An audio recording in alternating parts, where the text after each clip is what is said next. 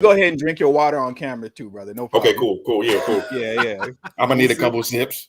Yes, it's like it's gonna be like 81 or 82 degrees over here in LA today. So, and I get hot. It's hot as hell up here in Sacramento right now, bro. It's hot. It's like 80s. It feel like 85, something like that. It's hot. I don't know if y'all care, but it's supposed to snow tonight here in Ohio. You know what I'm saying? Oh, just man. saying. Damn. I wish it would snow over here in LA. I wish it would, man. I ain't seen snow in years, unless I wanted to. That's hilarious. You got a New York accent. You from the East Coast and moved to California? Yep. Yeah. As a matter of fact, yep. Born and raised in Manhattan, Brooklyn. Yep. Yeah, I was just about to say you sound like you from Brooklyn too. That's what's up. Yep. Yeah, that's what's BK good. all day. You already know. Well, I want to thank everybody for joining us today. We have a special guest on our show. So, Chris, would you like to introduce yourself, brother? Yeah, sure. First of all, thank you for the opportunity. Appreciate the invitation. As I was saying before we came on live, my name is Chris Lashin. I am with the Coalition for Just and Equitable California. I'm one of the lead organizers of that amazing group, one of the lead organizers, because there's an amazing team, an amazing cast, an amazing array of really just amazing people doing amazing work for Black folks here in the state of California. So the Coalition for Just and Equitable California, or CJEC as we are also known, is a grassroots California-based coalition of community organizations born and built for reparations. And we do reparations work and reparative justice work here in the state of California. We were among the organizers who helped get the first in the nation Reparations Commission law written back in 2020. Really started before then, 2018, 2019, and then help get the law rewritten and then help get it passed and then help get it signed into law by Governor Gavin Newsom here in California, and then continued our work to help get people selected for the commission. And then also right now we are continuing our work to make sure that there is community engagement, that Black folks who are descendants of U.S. slavery are involved in the process, involved and participating in what's going on, and making sure that Black folks know about what's going on across the state. And also, we are working to make sure that California creates the strongest reparations possible for Black folks who descend from U.S. slavery in this country. So that's a little bit about what I do. As I think Rob was saying, I got a New York accent because I'm from New York originally, born and raised in Manhattan and Brooklyn, and came to California in about 2015, and been doing organizing work both on the East Coast and the West Coast. I want to say probably now for about 16, 17 years in some kind of way, either independently by myself. I actually started organizing work in homeless shelters in New York City on the east side of New York, and then on the east side of Manhattan, and then uptown Harlem, on the east side of Harlem, then on what they call Ward's Island, which is a small island between East Harlem and the Bronx and Queens. And then continued my work through nonprofit work in New York City, got out here, started organizing Black-owned businesses here in the state of California. Actually, I run something called Sac Black Biz here in Sacramento, which is where I am now, which is Sacramento County's largest, biggest, dopest directory of Black-owned businesses. We serve thousands of Black-owned businesses every day, putting money in the hands of Black people, Black families, making sure Black money is moving in our community. So that's what I do also. And then just as well, doing a lot of great work, as I mentioned, with CJEC. Well, okay, so you're really out here working, brother. So I'm glad we have you on. That's good. Definitely glad we have you on. That was a phenomenal intro. Man, that's a monster.com resume right there. I appreciate you. I appreciate the resume. I appreciate the love, for real. For sure. Now, I know on excuse me, on the 29th, there's going to be a vote. And the vote is going to be concerning the eligibility for reparations and whether or not it should be lineage-based eligibility or if it should be race-based eligibility. Now, from my understanding, it was postponed. It was supposed to happen last month. Yep. But it was postponed for the 29th of this month. Yep. Explain to the people, why was it postponed? And is there a possibility that it can be postponed again? Is that possible? Yeah, let me take the last question first. Is there a possibility? Yes. That is always a possibility because this is a commission. It's a state commission, so they make decisions as a commission, and there's 9 members on the commission. So 5 votes can do anything. So 5 votes can say we want to postpone it again. 5 votes can say we don't want to postpone it. So the answer to your last question is yes, there is a possibility. Is it probable? I think not. I think it's not likely. It's not probable that it will be postponed again. But is it possible? Absolutely, absolutely yes. To your first question, why was the vote postponed, delayed back in February last month, which is when the commission last met? We heard a lot of different explanations for why. I think one of the most common reasons that we heard from specifically commission members was that they wanted more time to discuss the vote, discuss the eligibility among themselves. Now, from my perspective, they've had 9 months, 10 months. They've been meeting since June of 2021. And they've had 7, 8, 9 almost commission meetings, 2-day meetings, 7, 8 and a half hours each day. So this is, dozens of hours, probably almost 100 hours of meetings, maybe even more, where eligibility was on the agenda pretty much almost every single meeting. So they've had a lot of time. But at the last meeting, what we heard was, particularly from some of the commission members, was that they wanted more time to discuss the issue among themselves. They felt like they had heard from panelists and witnesses, but they hadn't had enough time to discuss it among themselves. That was one of the more common explanations. We also think that some of the reason for the delay is because there are at least a couple of commission members who do not agree with the direction of the eligibility question. So in part, the delay was also on the part of at least a couple of commission members to extend the time and take more time to make their case. And that's what we're going to hear on the 29th. We're going to hear a lot of talk about why the current direction of where the eligibility conversation is going, which is in the direction of lineage, why they don't want to do that. So that was also part of why there was a delay. If you ask me, that it was a deliberate attempt by some commission members to what you might call stall, to make more time for their specific position. Now, in your opinion, it seems like a foregone conclusion that it should be lineage based. Why do you think that why is this even a problem in your opinion? Why is this even an issue? Like, I mean, obviously you can't get into anybody else's mind, but just from your vantage point, why is this a problem? Because it's, like I said, it's a no-brainer to me.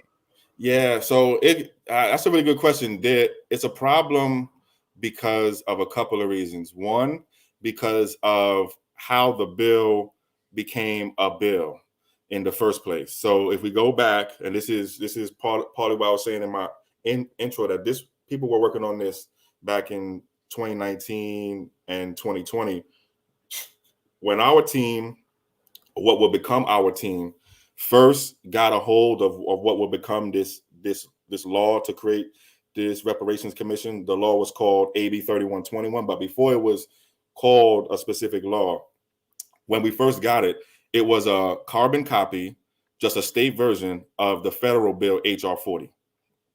Okay, so when we first got it, it was a carbon copy of the federal bill HR 40. And the federal bill HR 40 is poorly written. It's written in a way where who is the community that's eligible, who is the target that's eligible, is not specific. And in fact, it's written in a way that the community who is eligible is all Black folks. So that's how the federal bill is written. So when we got it here at the state level, it was a carbon copy of that, just specifically for California.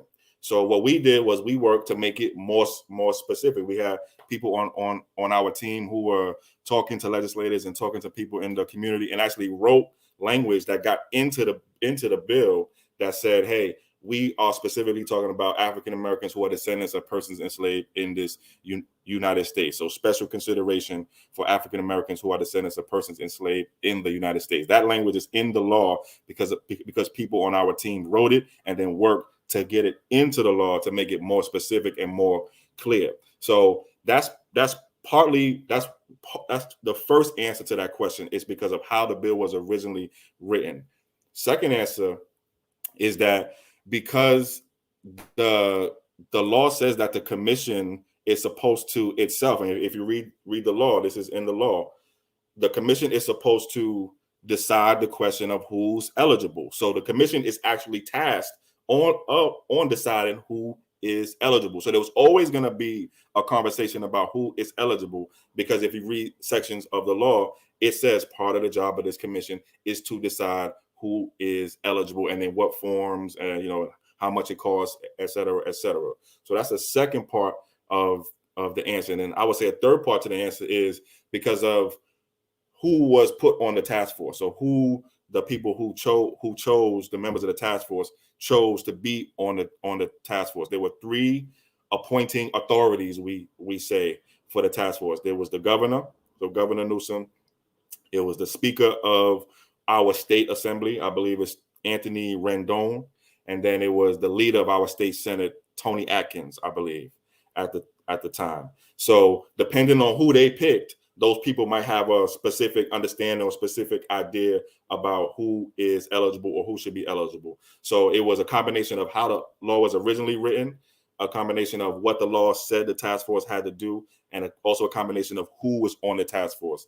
For opposition, it's clear. The language is clear.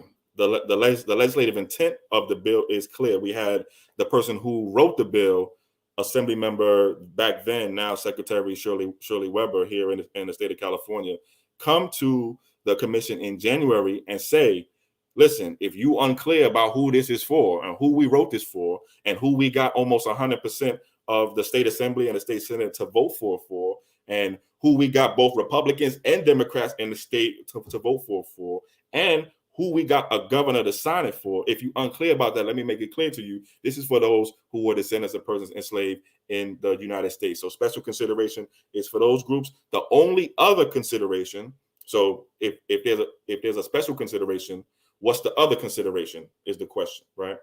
The only other consideration, and she made this clear in January, but it was clear way before then too, is for the descendants of what we might call the free blacks. So prior to 1865, because of how California was brought into the country, we had free blacks here prior to 1865, prior to the Civil War, and those folks could at any time be captured and then put into slavery. So there was also a consideration for that group of people too. But those are people who are descendants of those people, and they could be. They are the other consideration, but those are folks who were here prior to the end of the Civil War. So those are only two considerations, and so it's been very, very clear, and that's partly what you're going to hear again, as you said, on Tuesday, March 29th. Now, from my understanding, and I believe you already stated this, but in the original bill, there was no question that it was going to be lineage based. In the original bill, it was written specifically for the descendants of American slavery, if I'm not mistaken. But obviously somewhere along the line that got taken out. How is that even possible? And why would something like that even happen? Or even the better question, who's responsible for that? Yeah, that's a good question. So over the course of the negotiations around what the language would say around who is eligible, there were multiple changes. But one of the specific changes was that I think at some point it says something like this is a task force who is to study and then develop reparations for American descendants of slavery, something toward that language.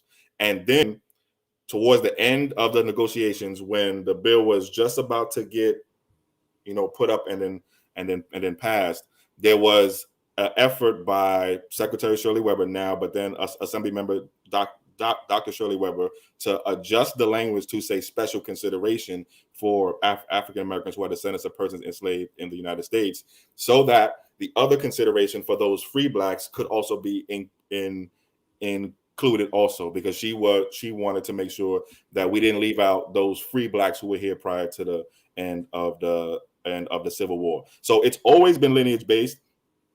Even when that change was made toward the end of the bill, it was still a lineage based change. So even at that point, it was still a change to reflect our specific lineage, just with that other consideration for those specific free blacks who were here prior to the end of the Civil War. So was there no choice in the matters? The language had to be changed, or there was no choice from, so there was choice, but it was toward the end of when the bill had to be actually like put up, and so there was a deadline, and by the time we were at the specific deadline, we were like, this change is also a lineage based change, so it doesn't affect what the specific lineage case is, and it's still specifically for those of us who are descendants of persons enslaved in the United States. And there is a valid consideration for, maybe a small group of people, but those descendants of the free blacks. So even that change at the end was a change for, and specifically for, a specific lineage-based group of people. It was never a change. It was never a consideration for folks who were outside of our specific lineage. And what we're hearing now, though, and so what we're going to hear more of next week, and what we're hearing now, is not about the descendants of persons enslaved in the U.S., not about the descendants of the free blacks. We're hearing about a whole other group of people who are not descendants of U.S. slavery at all. That was never part of the considerations either way. So, well, Rob, did you have anything that you wanted to ask?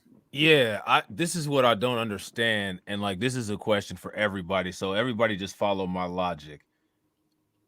If I bought coffee from McDonald's, right, and I happen to burn myself with that coffee from McDonald's, I would sue McDonald's, right? McDonald's would be a participant in that lawsuit.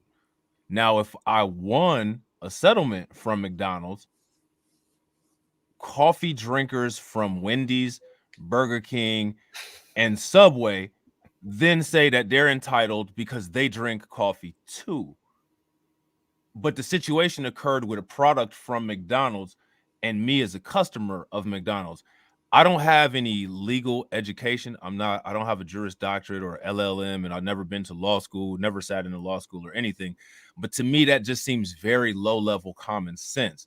So if we're dealing with issues that occurred here in the United States that are specific to people who are attached to the United States through slavery and slave lineage being the identifying factor, I don't understand where there's any confusion. You know what I'm saying? Like, I don't understand. Like, so my thing is that this has to be some kind of predatory thing that somebody is doing. And my question is, how would that individual have even been a part of this entire commission?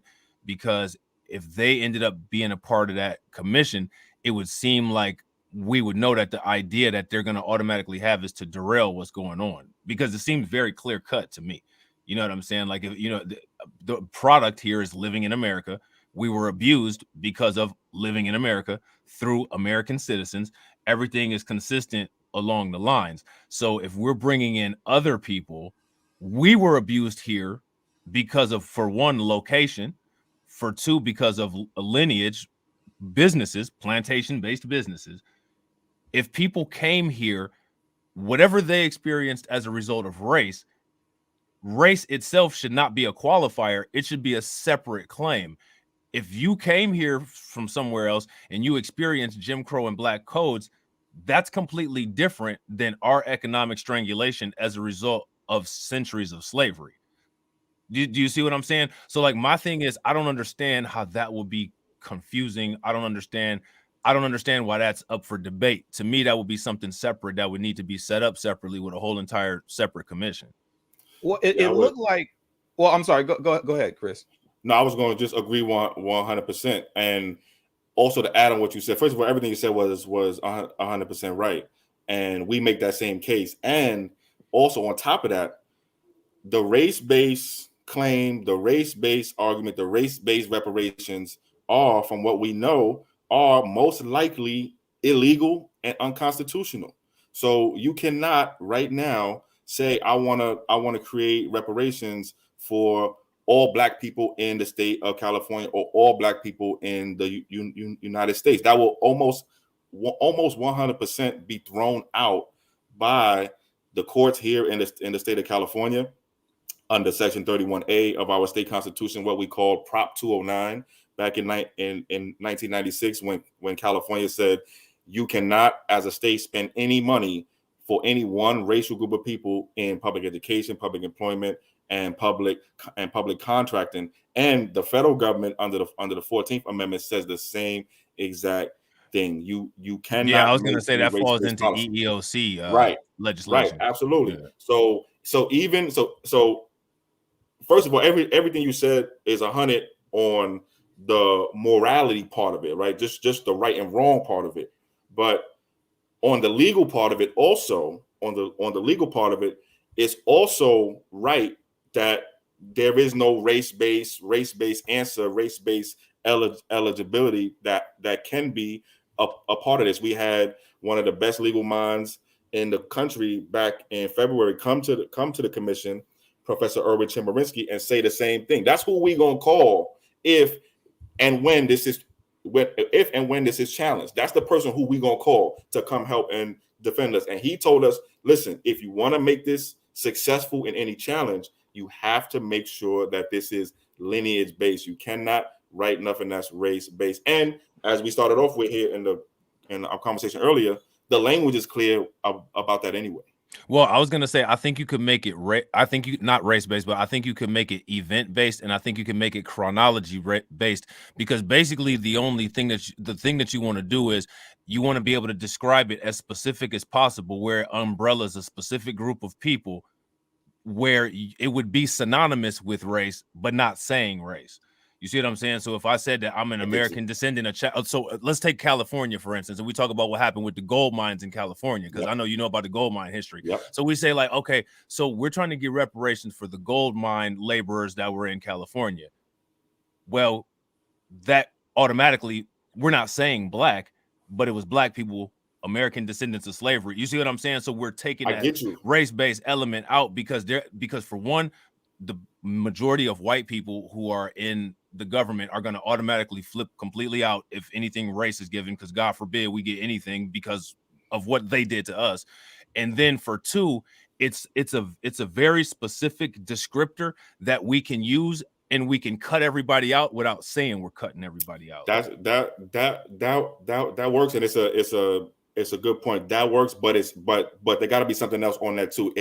We also have to add the lineage qualifier too, because, and we're going to hear something like this on the 29th too. Let's do what they call a harm-based tier model. So if you can somehow demonstrate that you were subject to these sort of harms. So for example, let's say, the gold rush, right? And when we work with a brother named Jonathan Burgess, who is one of the what we call the pioneer Black families. His ancestors were one of the first Black families brought here to California, enslaved, right, to California in 1848, 1849. Then, so they were brought here enslaved, worked in the gold mines here, not too far from where I am right now, as slaves in the gold mine, then worked and bought their freedom, and then bought their family's freedom. Beautiful, beautiful work on their part.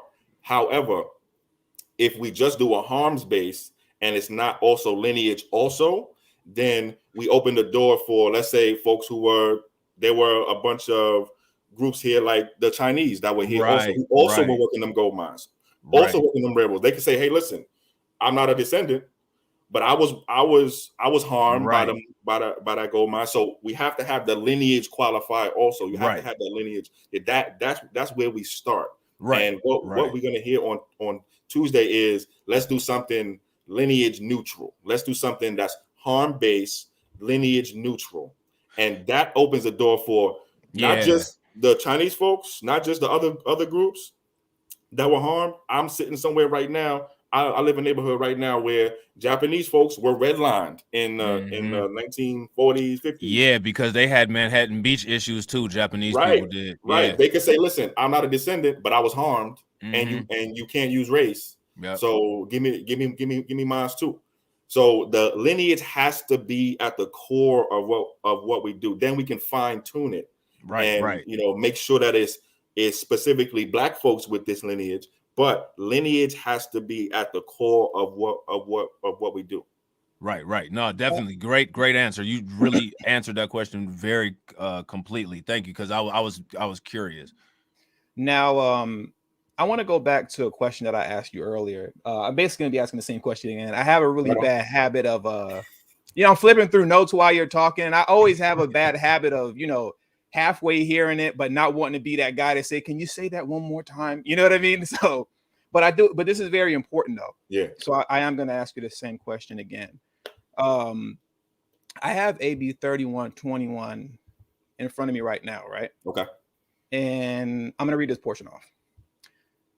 This bill would establish the task force to study and develop reparations proposals for African Americans, with a special consideration for African Americans who are descendants of persons enslaved in the United States. Yep. Now, in the original bill, from my understanding, there was no developing reparations for African Americans with a special consideration for African Americans who are descendants of persons enslaved in the United States. Yep. In the original bill, it was just specifically for African Americans who are descendants of slaves in the United States. Period. No, that's actually not true. That's what the original bill was, from my understanding. There seems to be now that you see there's this extra, we'll say, for lack of better words, added to it. That seems to be now the loophole that has made it possible for other people on the commission to say, "Hey, well, this should be race-based versus lineage-based." I say all that to say this, coming back to what I asked you before. Why was the original language changed, and who is responsible for the changing of the original language? No. So let me answer that directly. So in the original, and let me give you some correcting information. In the original version of the bill, it just said African Americans. Okay. So if you go back to the first version of AB-3121, it just said this is a task force to study and develop reparation proposal for African Americans. Period. That's what the original version. That's what we got when we first got it. That's what it said. That's what made it a carbon copy of HR 40. What was so problematic, because African Americans, if and we know what that means. That means, as the federal government defines it, as the state governments define it, African Americans means anybody with any ancestry from the Black racial groups of Africa. That was the loophole right there. That's what makes HR 40 such a problem right there. That's what we got when we first got it. And we said, hell no, that's not going to work. We need to make sure that this is specific, and we need to work for some specificity. So we worked, and by we I mean myself, some amazing other great folks here in the state of California worked. We wrote new language for it. We wrote that special consideration language, or what will become that special consideration language for it. And then we worked with the people who were in charge of the bill to get specificity language in it. Our first shot at it said, this is a task force to study and develop reparations proposals for American descendants of slavery, something like that. So that was. So I want to stop you. I want to stop you right there. So when you guys, when you and other individuals who are involved outside of your organization, you guys got together. Yep. When you changed the language from what it originally was, you guys changed it to being specific to descendants of American slavery only, correct? Only, correct. 100, Okay. 100%. Yep. Now, but obviously the bill changed, and now descendants of American slavery are considered like a special consideration. Right. How did that happen, and why did that happen? Yeah. And who's responsible for that happening?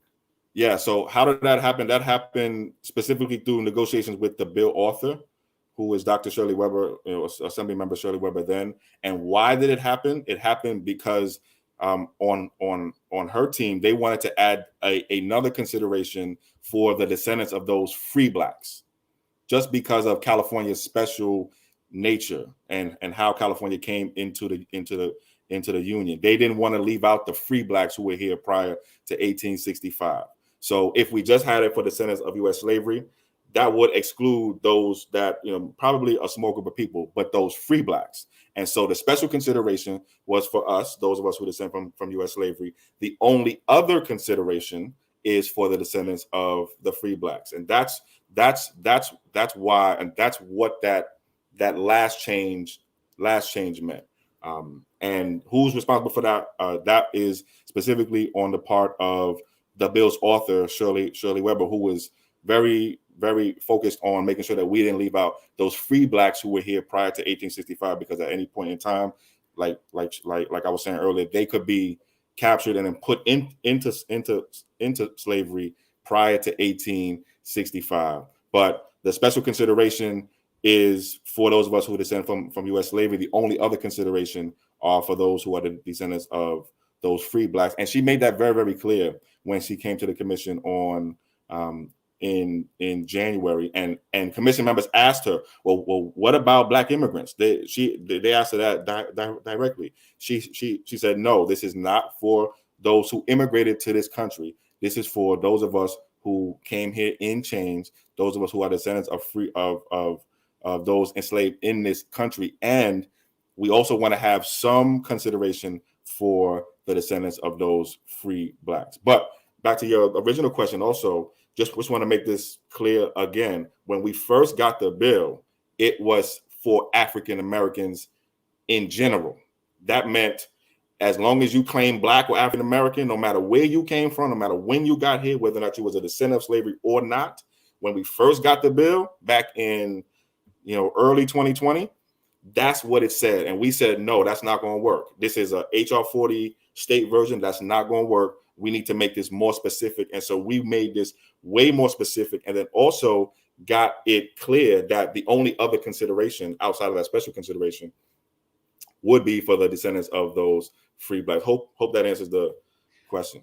No, that actually does answer the question now. So now I have a better understanding. So that the portion concerning where it just says African Americans, that is specifically meant for those who were freed prior to the Emancipation Proclamation. They were free prior to 1865. Yep. Mm-hmm. Okay, got you. Okay. Yep. Okay. So that answers that question for me then. Before I ask really my final question, Rob, do you have anything that you wanted to add or that you wanted to ask? Yeah. I do have a question. Now, actually, this is kind of like a multi-pronged question. Can the model that's being used, that you all are using in California, can that be applied to a commission formed that each of the 50 states would form to try to utilize the legal system to get a reparations claim? I'm assuming through the state court, because now this would be different. HR 40 is on a federal level, right? Yeah, HR 40 is a federal bill, but what's the same about HR 40 and what we're doing is that both HR 40 and what you see all across in different states are legislative attempts. They're not judicial attempts. So we're not going through the courts here we're going through the legislature because that's where the money is, first of all, right? If we want if we want to break money off, which is what we all want to do here, right? We want compensation, right? In addition to other forms of reparations, then that has to come from our legislation. And also, what we know from the past efforts is that when the courts have gotten reparations claims in the courts, they've said, y'all got to go to the legislature. Okay. Yeah. Okay. So then this would be, so say for instance, everyone put together a commission in everyone's respective state. What they would have to do would be to present this to a legislator. Now, my question is, since this will be, now this is coming directly to California, and it would be California paying these out to California descendants of slavery and free Black people. So for everyone in each 50 states to deal with this, they would have to do this in their respective state, and then also still continue to follow up on federal to deal with it at a federal level. So there would be multiple layers of doing this, right?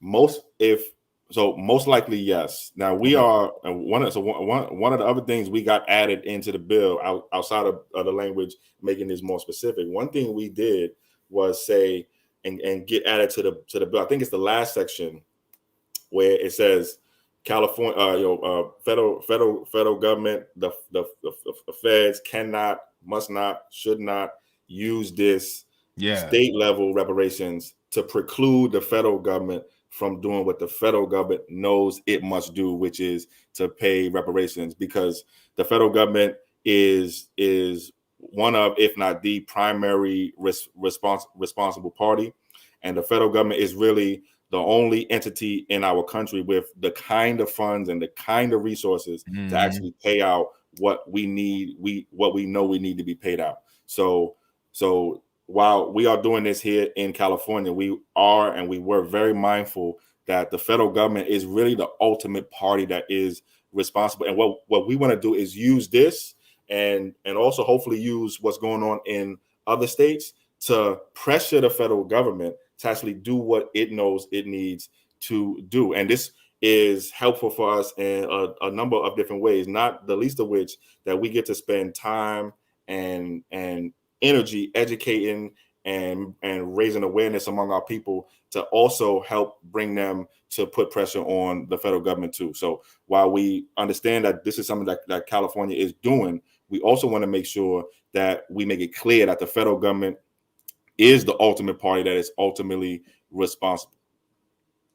Yeah, that's that. Oh, my bad, Tony. I'm sorry. Go ahead. No, I was just gonna say, just for some of the people that came in late, I know you touched on this earlier, but I think this is very critical for people to understand. One of the critical reasons why it needs to be lineage based, and you can elaborate on it more, Chris, is because on the technicality concerning the California State Constitution and then the United States Constitution as a whole, it is illegal to give out some form of reparations, at least at this point in time, based on race. Yep. So if we're talking about there's legal loopholes and everything. If you're going to get it in some way, shape, form, or fashion, it would have to be based on lineage. The ironic thing about that, correct?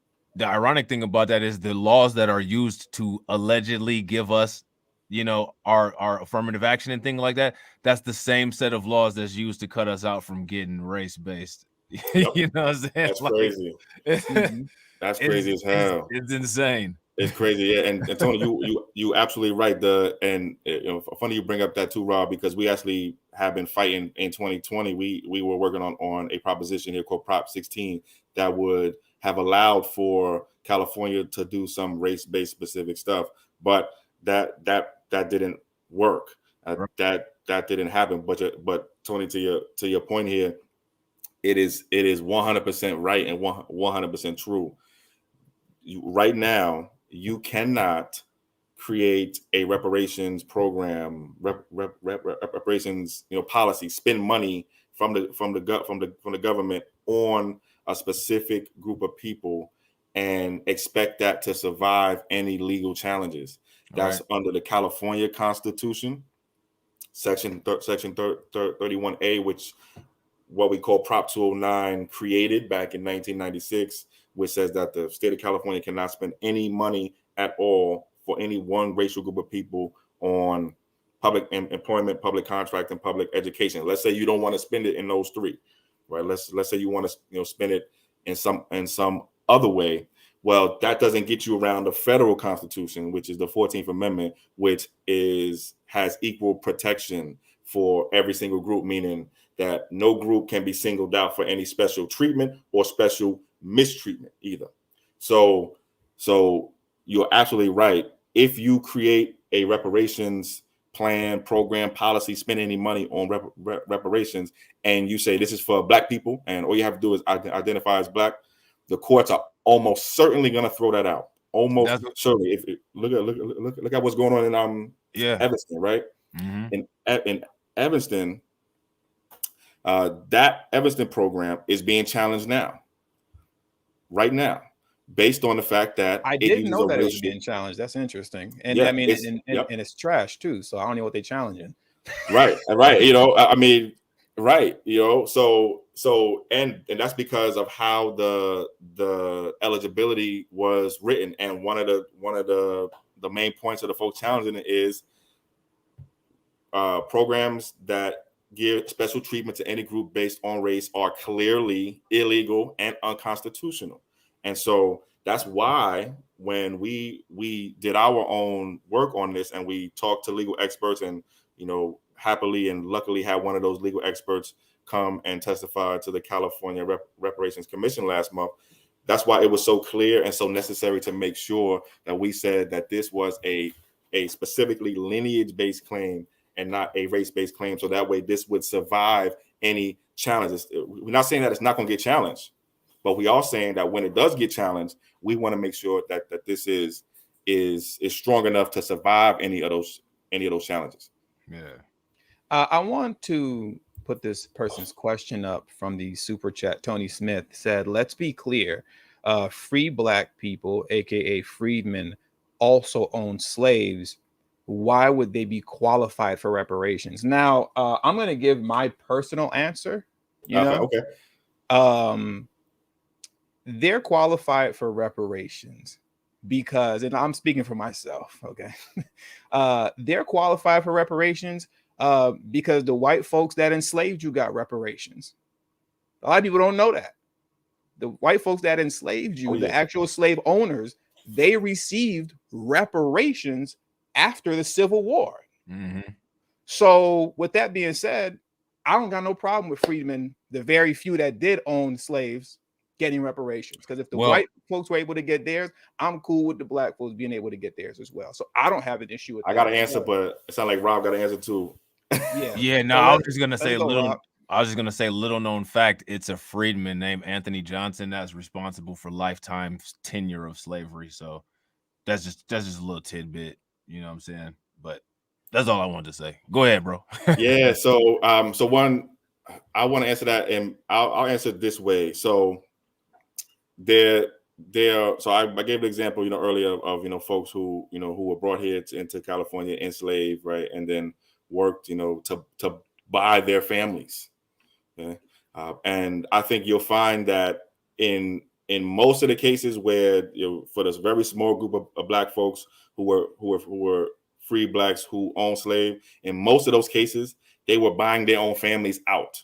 They were buying their own families. They were actually buying their own people out of slavery. So I'm sure there's a small group of those folks who had other ideas, but for the majority of those folks, I think we will find that was why they were, that was why and how they bought their own families out of enslavement. That's why they own slaves. And again, so we're talking about a small group of people here, but right. I think that's what we'll find when we look at this even more closely. You see, that's why I'm glad I got a smart, educated brother like yourself on the show.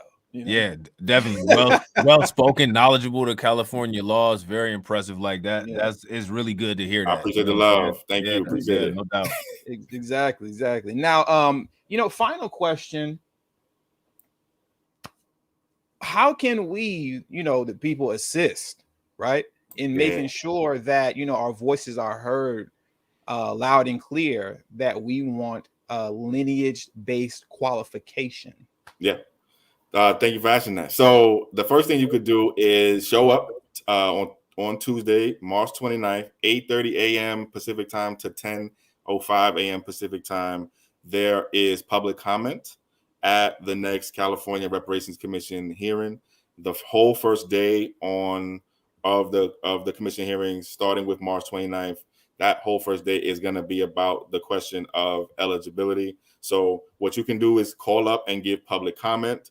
To find out the information about how to give public comment, you can go to the California Reparations Commission website. I believe it's www.oag.ca.gov/AB3121. And then you look for the meetings link on that page, and then look for the agenda for the meeting on March 29th. And that will have instructions for how to join public comment. But we are also, as folks who are organizing, we are also helping people to sign up and to be organized and to be present on March 29th also. So if you go to our Twitter at CJEC official, I believe the second to last post and probably even the next post will be a link to sign up to comment with us. And we're going to be prepping people to give comment. We're going to have suggested talking points, a suggested script. We're going to make sure that folks know how to log into the meeting and know how to give public comment. So sign up on our own Twitter also and get instructions for how to give public comment on the 29th. Also, you can reach out to members of the California Reparations Commission now. You can call specifically Senator Stephen Bradford, who is going to be one of the voting members. Call Stephen Bradford's office, tweet Stephen Bradford's office right now, and let him know that you want to have a vote. You want him to vote for lineage-specific reparations on March 29th. And that goes for all of the other members of the California Reparations Commission also. So those are just a couple of things you can do. But make sure you're there on March 29th and reach out to the California Reparations Commission members now also.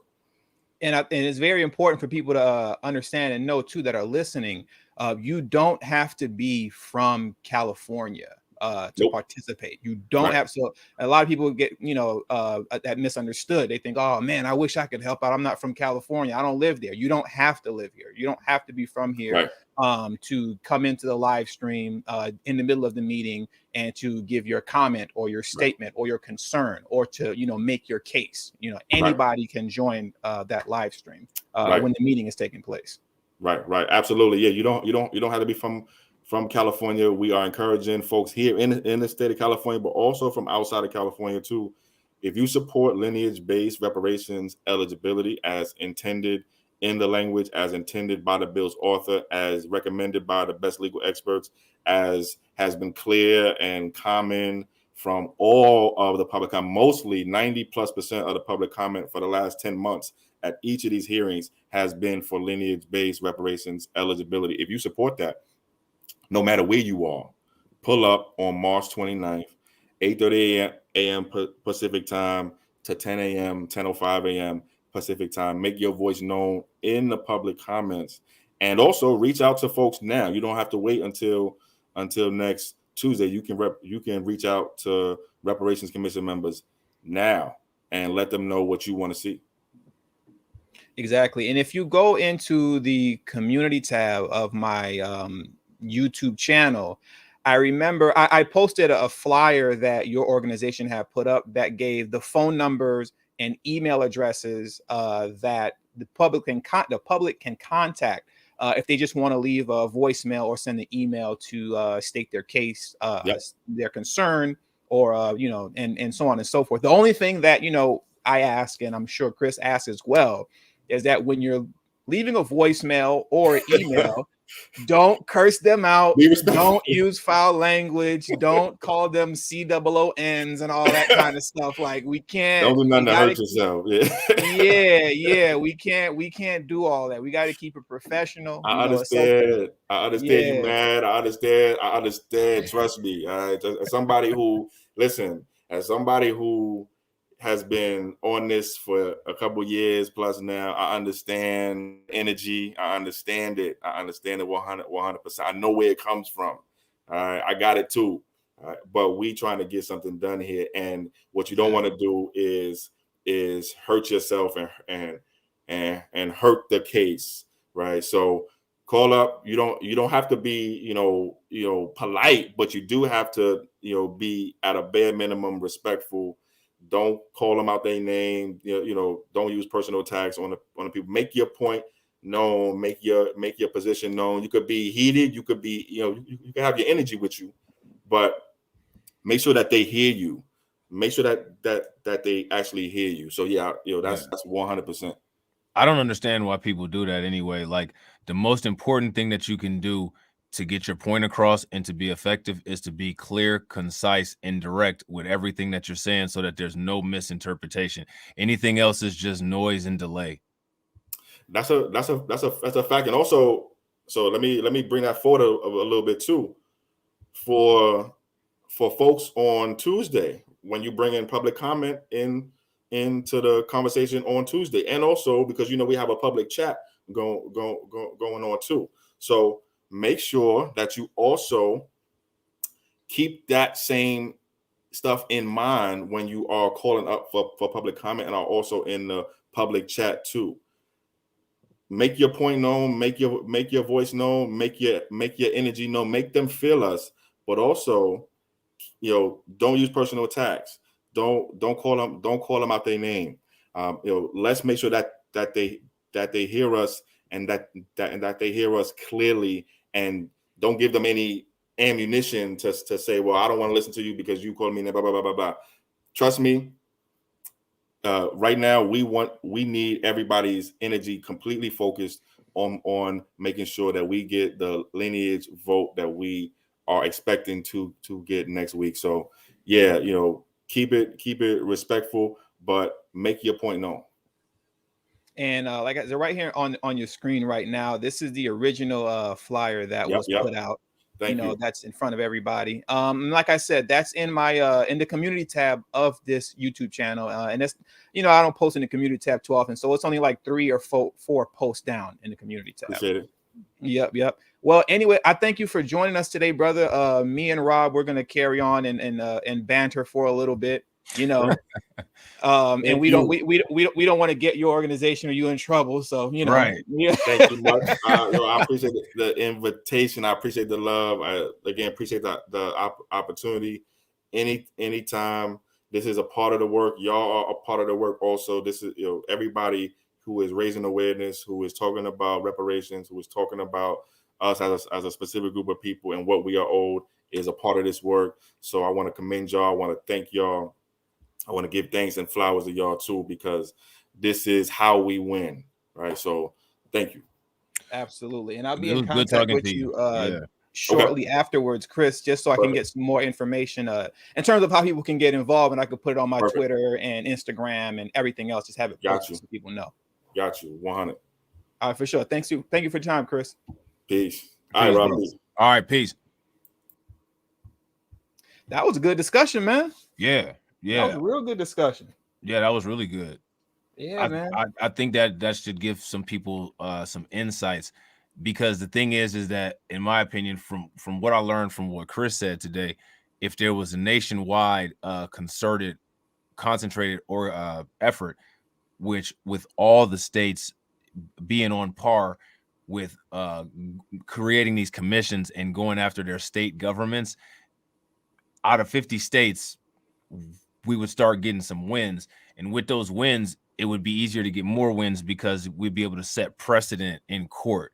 So we wouldn't have to go through all of these initial fact findings and all of this nonsense. We'd start having some court records and some a data bank that we can draw from to show where these things were applied in certain situations. So I think that's good, and hopefully that kickstarts people, doing things in different states.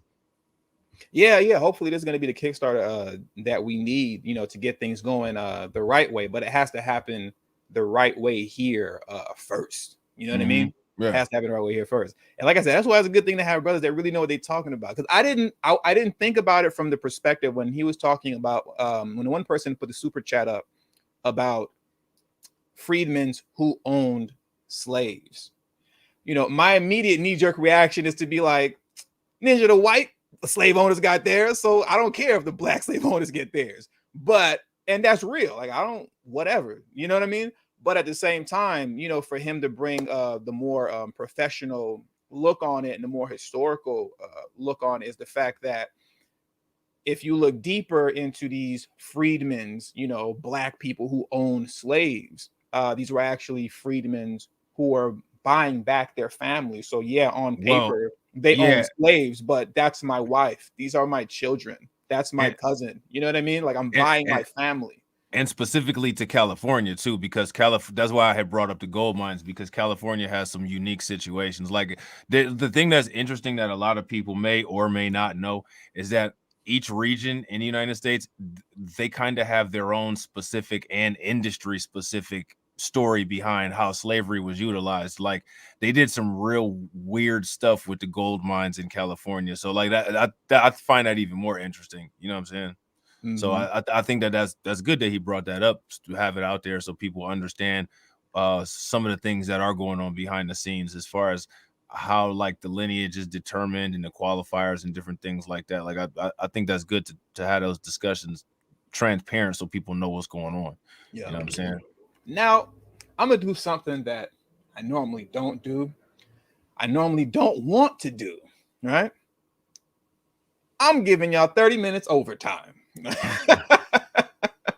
That's hilarious. I'm gonna give y'all 30 minutes of overtime, at least 30 minutes overtime, because what I do want to do now, I want to play some of the video of those who are opposed to it, to this AB-3121 requirements being lineage based. And I just want you to hear the flawed logic behind it. And this is why I stated, I have in the title originally, you know, is this bill being sabotaged? Because when you're listening to the logic behind why they want the requirements or the eligibility to be race-based versus lineage-based, it just makes no logical sense. It's just babble. And it's mind-blowing to listen to these people who, for one reason or another, folks thought that they were qualified to be on this commission. They thought that they were intelligent enough and so on and so forth. But when they open their mouth and start speaking, it's really just sounds like sabotage. That's what it really sounds like. So let me share the screen real quick, because I want to give you the backgrounds of these two individuals that I'm going to play the audio of as well. So let me go back to sharing the screen. Okay. Okay, let me delete that because we don't need that anymore. Okay, so it's two women in particular, and I believe they're not the only ones. If I'm not mistaken, they're not the only. These two women are not the only one that have an issue with it being lineage based. But these are the two clips that I have. You know, these are the two clips that I have. So the first woman, I honestly I don't know how to pronounce her name. That's a red flag right there.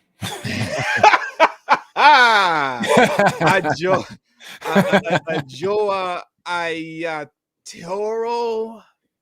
Okay, yeah, all right. So sounds a little bit too much like what's that Supreme Court justice's name? Kajani. Sounds a little bit too much like that. Looks a little bit too much like that. Rolls off the eyes like that. Exactly. So Joa Ayatoro. She is a lawyer and activist and the former executive director of the National Conference of Black Lawyers. She was the chief legal consultant to the National Coalition of Blacks for Reparations in America, which is NCOBRA, and a co-chairperson for their reparations coordinating committee. Now, she was a co-chairperson of NCOBRA's reparation coordinating committee. I have the paperwork right here. This is from the NCOBRA website. And if you come down right here, give me just a moment. There she is. However you say her name, Ajoa. You know, she was on their co-chair committee for reparations between 1987 and 1993.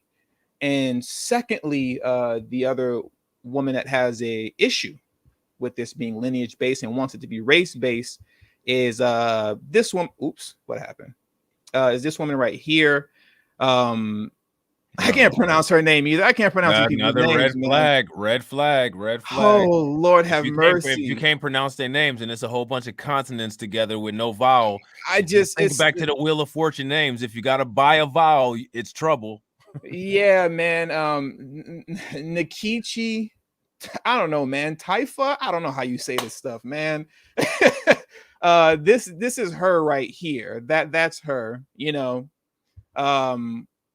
But this is the other woman that has an issue. That's her. And this is not her personal Twitter page. This is the Twitter page for her book, right? And she's a lawyer, and she's been a part of a lot of different organizations. I'm not going to bother reading her LinkedIn bio. She's been a part of a lot of multiple organizations that are supposed to be helping Black folks and, you know, civil rights this and Black that and so on and so forth. But she's also Team Pan-African. And listen, I personally, I don't have a problem if you subscribe to Pan-Africanism. I really don't, you know? And if we're being honest, at least in my opinion, I'll just speak for myself. In my opinion, I mean, you all know that I'm Haitian, right? Everybody knows that for the most part at this point. If you really think about it, this is Pan-Africanism, in my opinion. Now, I know there's probably some pure Pan-Africanist purists that'll be like, no, it's not. You know, but I think you all understand what I'm saying. I'm a brother who does not qualify for reparations at all. But I'm banging for it and I'm pushing for it now, and because I want it to happen for the descendants of American slavery. I understand that if you all win, by default, I win as well. So what's the issue? You know, let me ride out for you. That's Pan-Africanism, in my opinion. You get what I'm saying? So realistically speaking, as far as I'm concerned, I'm practicing, you know, but at the same time, too, I understand where somebody who is Team Pan-African, as she is, there's the conflict of, no, we all got to rise up together and so on and so forth, you know. So I think it's important for everybody just to know the backgrounds of these people, you know. So now let's get into the clips. And the first clip that I want to play is from the woman who is Team Pan-African. Okay, so let me pull that up right now. Give me just a moment. For Team Pan-African. Oh, man. And shout out to there's some. I'm sorry, I missed some super chats. Thank you very much, Tony Gore. We need to do better. Damn, yes we do. And shout out to Adrian Hicks. Anytime you see in Cobra, the fix is in. Okay, so now let's get into the woman who is Team Pan-Africanism. Okay. I don't know why that makes folks laugh. I mean, so here it goes. This is the babble coming from her. So I'd like to just very briefly address that question of Commissioner Holden. I agree 100% with Adjoa that the lineage issue versus current day legacies is not an either or, but a plus and. But the weird thing about it is that issue never came up in the past 35 years prior to a couple of years ago. In fact, I've never even heard any immigrants saying, I want this money. I want to be, I'm not even sure where it would. I have just been very surprised with the amount of vehemence that has attached to this issue that didn't even seem to be a real, issue, to having encountered such negativity, I guess you could say. I will say this, that the reason I say a plus has also, it could be a situation where, okay, well, maybe if you want to deal with a lineage issue, maybe you should look at it as a rebuttable presumption, which is a legal term. But it's like, on my father's side, he does not know who his actual lineage father was. Okay, I don't know who my grandfather was on my father's side, or even beyond that. I just knew that they were born in North Carolina, and I just presume the presumption is. Can you stop that real quick, they Tony? Came from the enslavement. Don't know what plantation. Don't know ABC, DEF. None of the above. I can't, but it's almost over. to Lord have require mercy. me to have to take a DNA test or to go through the Census Bureau, whatever. To me, it's an oxymoron because many people. Okay, whatever. I mean, I could stop it. I just can't pick up from where it left off. But we don't have to keep going on and on and on. Well, I don't want to put words in your mouth. Like I think I know what you're going to say, but I just want to get this off. You know, somebody in the, I actually wrote this person's comment down, right? I thought I wrote it down. What the hell? Okay. Like now, if you watch when that video was playing, a comment came up from somebody named DP, you know, and that wasn't a comment in this live chat. That was from that actual live stream. And they said, so because you didn't do your genealogy, we should give it to everybody with melanin. And that's like the perfect kind of condescending question, you know, rightfully so condescending, because the logic behind what she's saying is wildly flawed. And it sounds like she's being what's the word I'm looking for? Not combative. She's being contrary for the sake of being contrary, because her thing is because I don't know who my grandfather is on my father's side, all this is just too confusing, and reparations should be race-based versus lineage-based. But you clearly know who your grandmother is on your father's side, and you clearly know who your grandparents are on your mother's side. So get your lazy butt to work, do the genealogy, or at least ask some basic questions. It's not that hard. The only thing that sounds like to me is that she should take a 20-second timeout and not host a family reunion until she gets that together. That's the only thing that sounds like to me. Exactly. I mean, it just there's no logic behind it. I mean, I like I said, I just said this, but it's just stupid, to be honest. It's just I should play the R. Kelly clip. Use your common sense, you know. That's stupid, guys. You know, because how are you gonna sit here and say that it should be race-based? It should be race-based and not lineage-based, because I don't know personally who my grandfather is on my father's side. So therefore, I can't trace. What I would have asked her is, it doesn't make sense when you have three more grandparents that you reference. Well, when is the last time she took an argument like that to the legislator and it held up? So my question is, if you took an argument, if you're using that argument and you've never used an absurd, logically flawed argument like that to the legislator, then why are you using that kind of argument towards anything that we're discussing? You need to talk to me like you're talking to Governor Newsom. That's what I would have said, because that's ridiculous. You wouldn't have presented that to him. You would have been much more professional, and you would have used the actual argument that was based not only on precedent but citation. And your family is not indicative of the situation of the entire Black America as it applies to what's trying to be done here. So that's absurd. Exactly. Oh, you know what? I think I can actually find that, because I do want to play the rest of it. Because like I said, she was talking nonsense. And for some reason, like you said, the how she was choosing to articulate herself, and it's really because she was talking, basically, she figured she's talking to Black folks. She's using all this incoherent, illogical babble, you know, but I don't remember who said this. I heard somebody say this once before. Talk to me like how you talk to white folks. Okay, that's me. That's you. Okay, that's you who said that. When you address me, when you want to talk to me about anything, you talk to me like how you talk to white folks. That's what I said. Talk to me. You need to present this to me as if you're talking to Governor Newsom. Exactly. But I just want to. Only reason I want to go finish. Actually, within the StreamYard system, I can pull it up to where I can play with the timeline. You know, because she literally started like saying A, B, C, D, E, F, G, and like literally like what? Are you reciting the alphabet right now? I just want to play the rest of the babble. So let me see. Give me a second so I can pull this up, because it was just stupid. That's stupid, guys. I need to isolate that clip by itself so I can use that more often, the R. Kelly clip.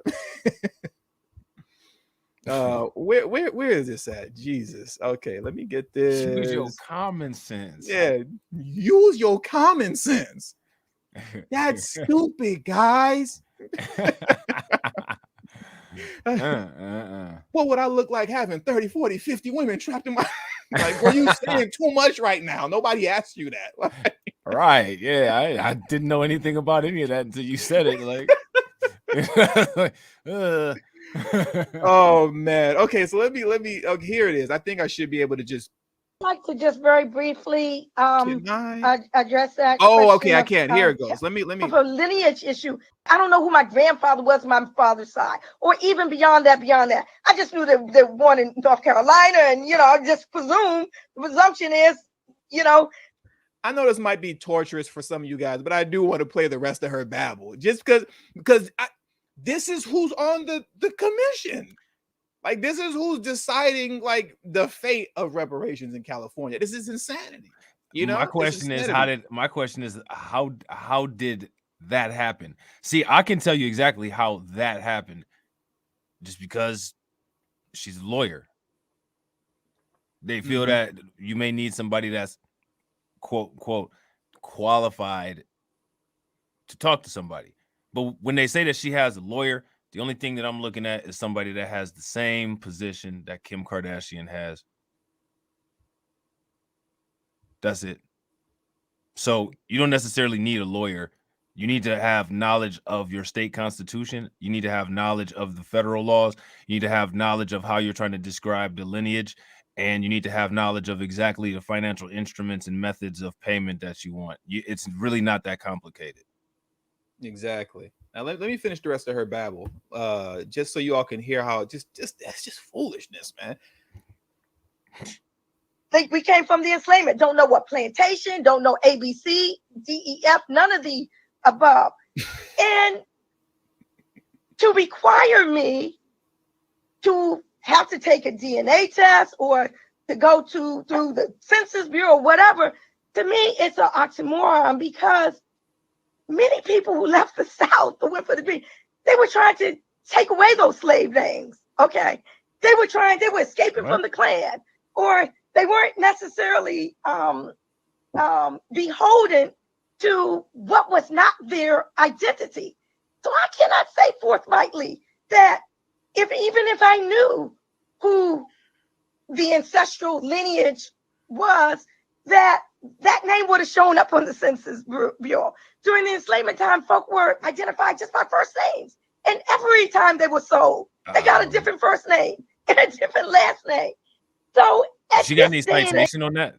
Does she have any citation on that claim? Because I don't know. We all still have our slave names today. Who don't? She doesn't. She doesn't for a particular reason, because of the root of all of her babble. She doesn't understand American history. But yeah, most of us, even other people who were descendants of slaves, but not necessarily American descendants of slaves, still have their slave names. Hence why we got a bunch of my last name Delarmy came from. You think that French. Was like that's my slave last. That's my slave name, Delarmy. You know, like and then the thing that's even crazier is like somebody should have like that needs to be shut down. Shut it down. Shut that down immediately as soon as it starts. Stuff a pillow down the throat. You know what I'm saying? Like it's like seriously. Now, and if you thought she was bad, right? I'm not gonna. There's like a couple seconds left, but we can move on from her. Oh, Rob hit me with the struggle stream. Wait a minute, you struggle streaming, Rob? Yeah, give me 1 second, bro. Rob hit me with the struggle stream. Oh man. But let me go ahead and play this. This isn't going to be as long, right? But this is going to be the case against lineage, being lineage based, coming from the woman who was once the a co-chair for the reparations committee with NCOBRA, right? This is the woman that was affiliated with NCOBRA for however many years. I'm going to play her next. And like I said, if you thought the last woman I played was bad, and she was all over the place. Call for a reliance. What the heck? Okay. So like I said, if you thought she was bad, this woman is going to be a lot worse. Let me get this all the way out of here. Remove from studio. Okay. It also, I'm sorry, but it also dawns on me that it doesn't afford us the opportunity to do one of the main forms of reparations, which is non-repetition.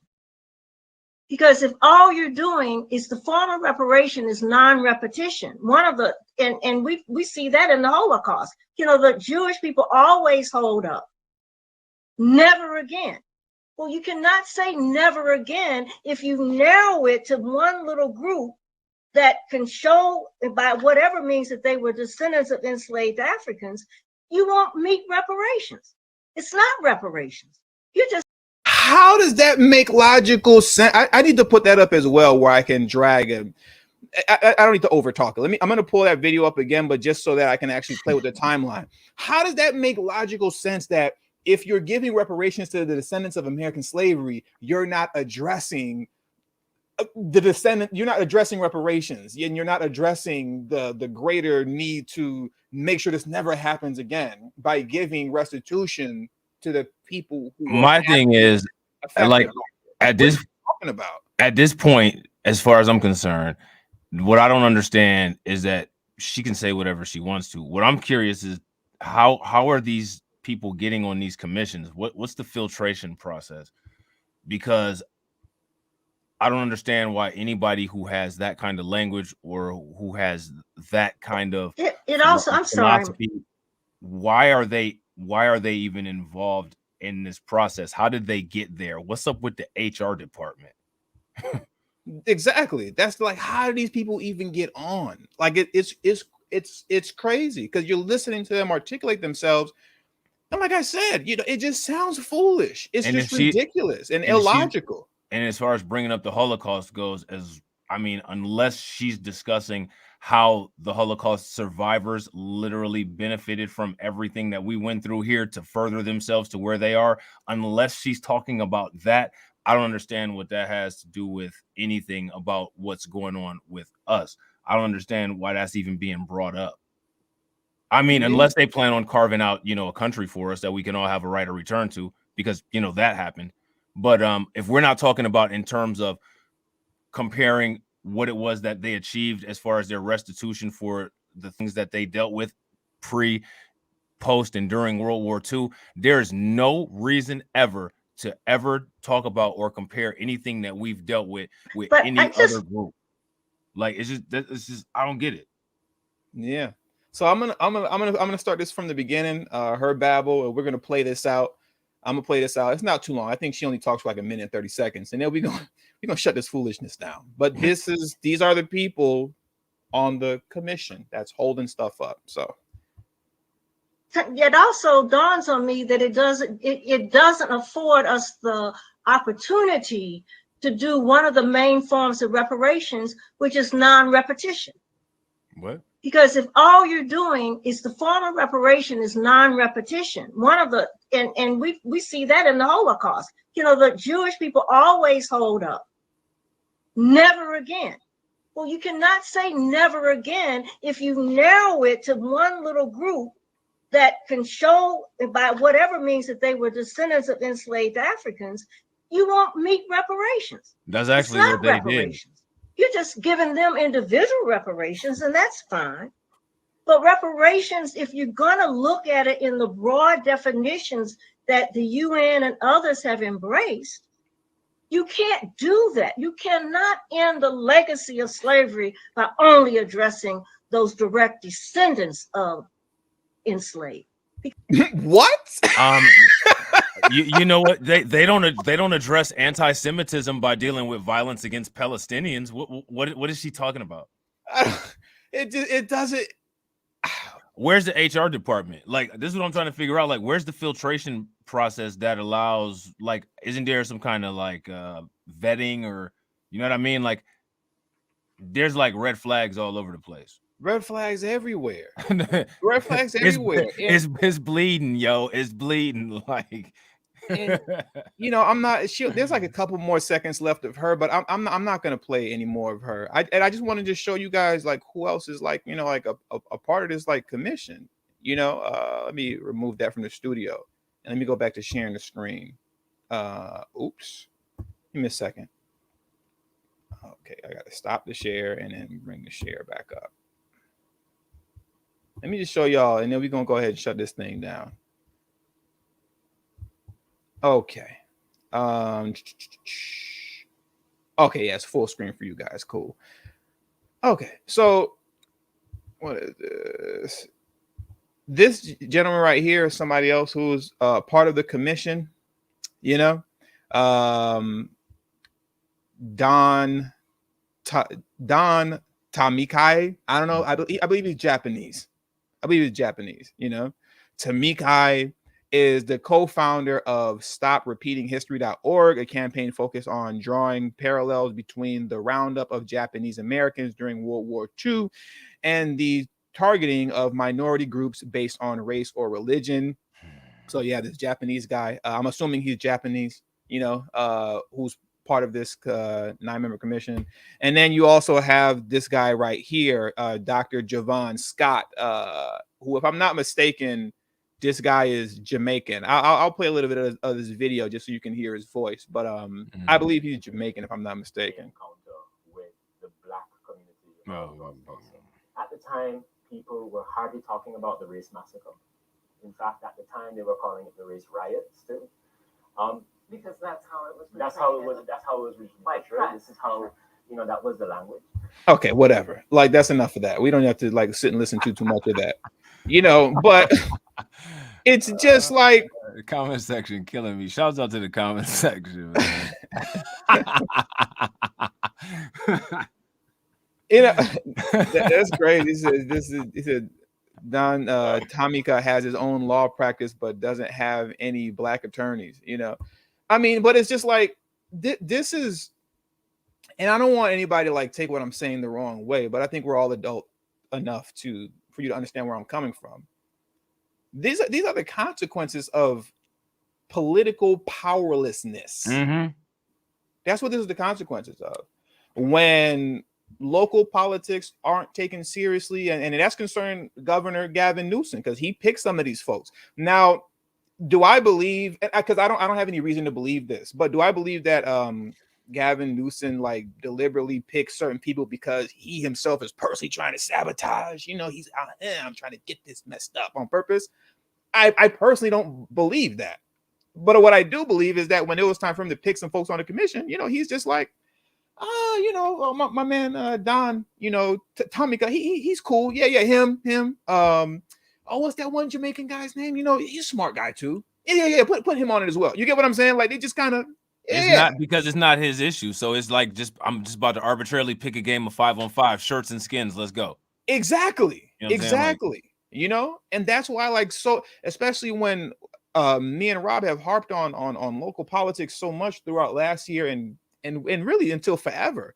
Yeah, that's why that stuff matters, and making sure that, you know, we're truly building up our own politicians locally, that they're actually grassroots and that they're coming from the soil, that they're actually coming from us, you know, because when that's not the case, and like you said, because it's not Gavin Newsom's issue, he's not Black, let alone descendants of American slavery. It's not even a matter of, for Gavin Newsom, him being intentionally trying to sabotage, since it's not his issue. It's just like you said, I'm just picking random people like a game of 5-on-5, like, oh yeah, him and him, and sure, whatever, you guys take care of that, you know.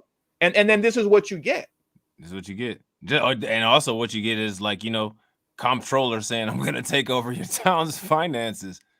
You know, like stuff like that. Yeah. You know, like. Yeah, man. But let's see, what was this? Thank everybody for the contributions to today's show. Ronnie Lynn says Dr. Shirley Grills and Lisa Holder are the task force members who are Pan-Africanists and are sabotaging the process.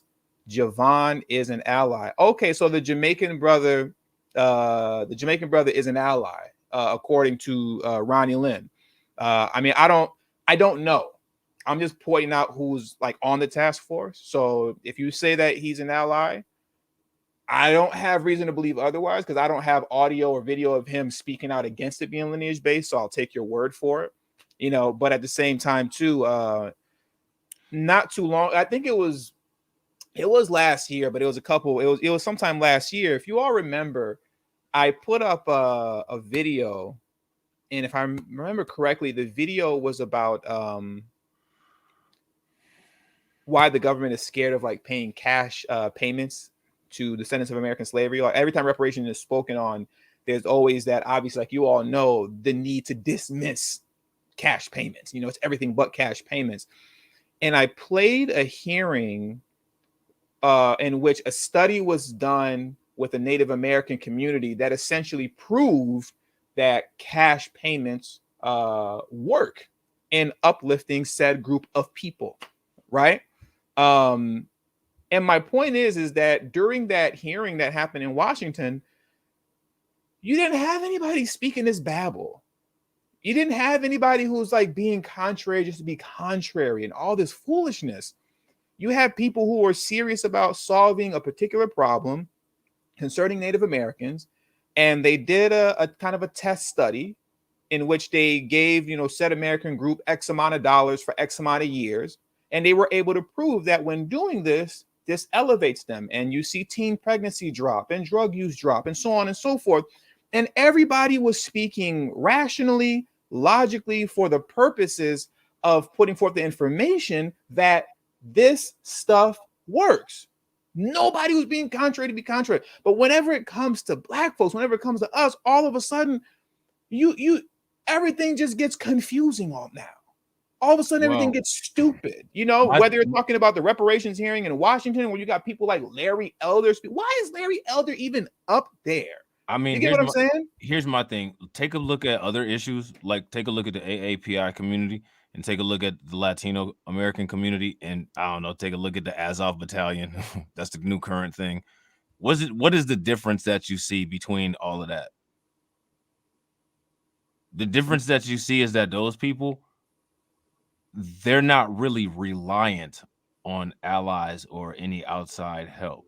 If they have allies, I mean, it's an added bonus. It helps, but they're not reliant. Allies aren't the voice in the face of everything. And in my opinion, like me, one of the things is really frustrating, and people don't talk about it because people are so sensitive. And that's another thing. People need to stop being so sensitive. But we need to take ownership and expertise in every issue that we deal with. All of us should have a PhD in Black history and Black understanding and Black experience in the United States. And any tool that we possibly need to deal with any of our issues, we need to have a full understanding of how to utilize it with fatal force ourselves. And in my opinion, we don't. We do a very mediocre job of that. So when you have somebody that's conveniently a part-time professor at a college, then they can just do that as a side project, and it doesn't really matter because it looks nice on their resume. When, people like us, we're dependent on that. I'm not big on depending on other people. And that's just me. That's just my philosophy. Like, we need to be experts at this. We have, if we're saying that it's lineage, all of us, if anybody asks us what our lineage is, we should be able to run down not only the definition of lineage, why lineage is the qualifier, but also our own lineage. You know what I'm saying? You don't see that with other groups, the involvement. And the thing is I don't know if it's, I don't know, maybe it's not a lot of Black lawyers, maybe it's not a lot of Black comptrollers, but clearly that's the problem. We need to have power players. If we don't have power players and we're using pawns and rooks and knights and kings off of other people's chessboards, I don't understand what exactly it is that we plan on doing. And I don't understand why, if we're using soldiers from other armies, we don't expect the whatever it is that we win in our battle to be divvied with those other people. And that's one of the reasons why those people come into our movements, because they see, well, these people are missing an area here. They're missing an area here. They don't have a prominent lawyer. They don't have a prominent accountant. They don't have this. They don't have this. So I can slide in and I can act like I'm part of their cause. And then once I get whatever it is that I need, or once I accomplish my objective, then I can slide right back out and use it for whatever I plan on doing, my own nefarious purposes. Just a thought. Yeah, and I wanna end it with today's show at Pan-Africanism Strikes Back comment. Shout out to Pan-Africanism Strikes Back. He put, TD, how much money have we put behind getting the bill passed? Zero. That's the major issue. And I would agree with Pan-Africanism Strikes Back on that, because when he says that, I look at it from the standpoint of how I talk about local politics a lot.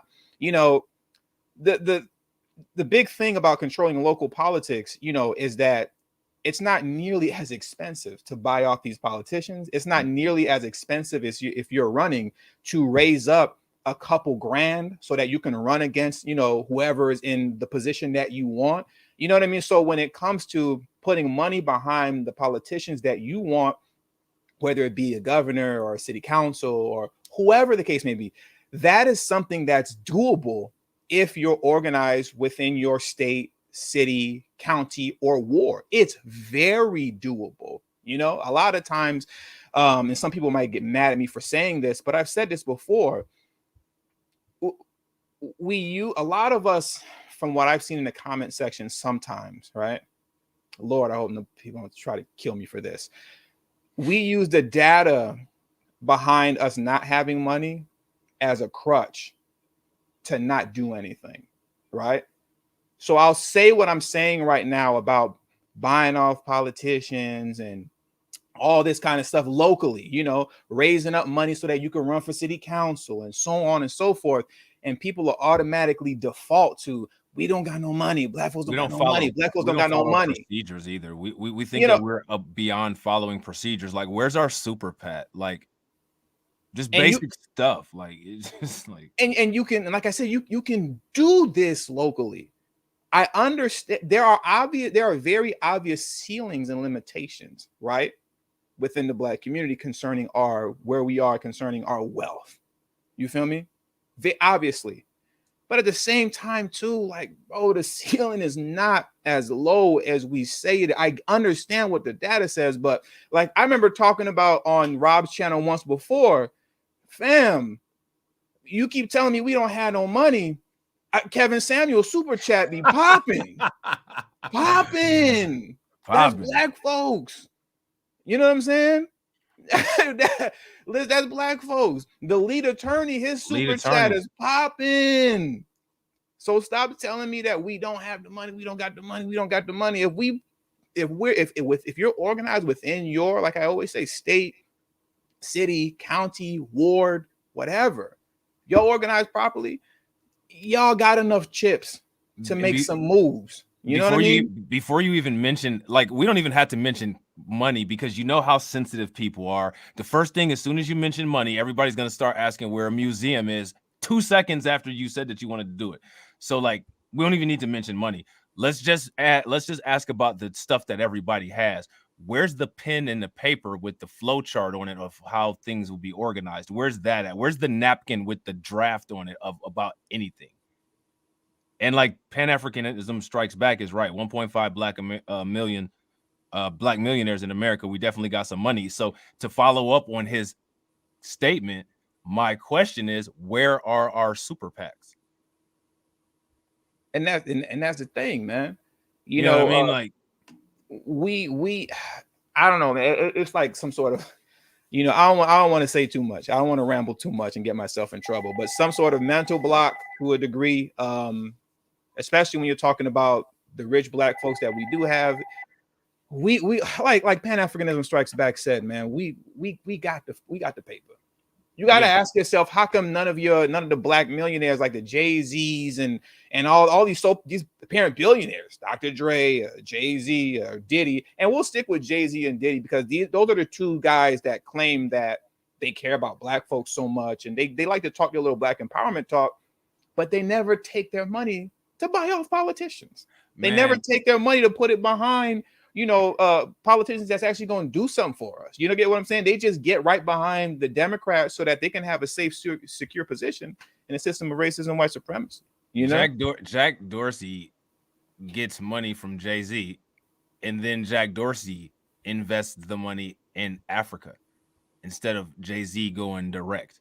It's just hypocrisy around the board, and it's just frustrating to watch, you know. And the thing is that, you know, sometimes people get upset and, you know, they don't like people that they look up to or whatever being criticized. But you have to ask yourself at the end of the day, like, why do you look up to these individuals? Like, you know what I mean? Like, why would Jay-Z be somebody that you look up to? He funds organizations that are with the NFL that encourage cutting dreads off of kids' hair. You know what I mean? Like, when are we going to decide to get intellectually immersed in our own self-survival? Because in my opinion, as of right now, collectively, we're not. Yeah. And I said I was going to give y'all 30 minutes overtime. We're 4 minutes past that overtime. So with all that being said, we're going to go ahead and shut down today's show. I want to thank you all for joining me today. Today was a really great discussion. It was a great interview with Chris, man. I'm actually really surprised. I mean, it's not like I expected it to go bad, but you know what I mean? Like, sometimes you sit back and like you kind of watch your own videos or you kind of reflect on the show that you just had and you're like, man, that was really good. Yeah, this was really good. I'm impressed by us, Rob. That was good. Yeah, everything was good. The guest was amazing. The comment section engagement was great. I think everybody is happy that you gave them an extra half hour. Exactly, because y'all know next time we Rob go live, 59 minutes and 45 seconds hit. We wrapping it up in 59 minutes 45 seconds. With that being said, right. That's funny, man. That's hilarious. We wrapping it up, man. So, anyways, man, thank you everybody for joining us today. Make sure you hit that like button on your way out, please, and also make sure you share this video. And we'll catch you guys next go around, man. Peace.